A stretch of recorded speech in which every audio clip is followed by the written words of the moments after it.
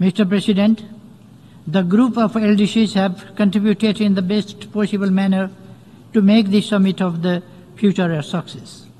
However, our minds are musing and hearts are hurting from the fact that millions of children in LDCs go hungry every day.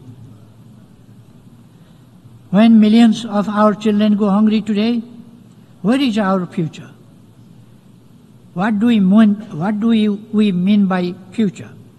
When millions of our youth languish with malnourishment and illiteracy, where can we seek our future?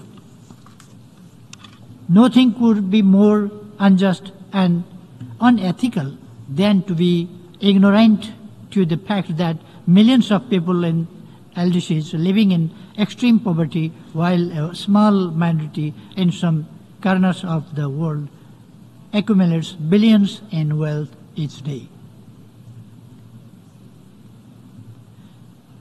Is this the future we aspire to? Absolutely not. International community must act now to ensure every child and young person has the chance to thrive. Mr. President, LDCs face severe economic challenges with unmet ODA and climate financing commitments, insufficient and delayed international support, and spiraling debt distress. Most critically, global financial and trading regimes remain fundamentally unfavorable to LDCs.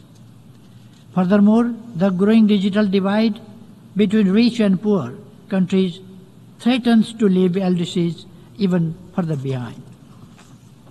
Despite contributing a mere 3.3% of global greenhouse gas emissions, LDCs are among the most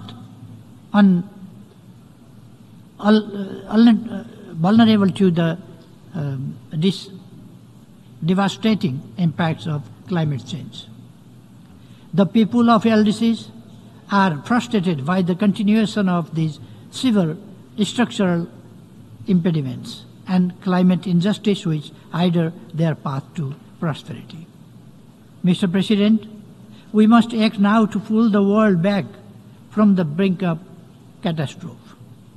For this, we need coordinated, comprehensive, and science-based policies with LDCs at the center. Investing in productive capacities, sustainable industrialization, infrastructure, and economic diversification is crucial. Equally important is transforming global governance and strengthening institutions to make them fit for purpose. Mr. President, in this context, we wholeheartedly welcome the Pact for the Future as a manifesto for future generations, as a blueprint for a peaceful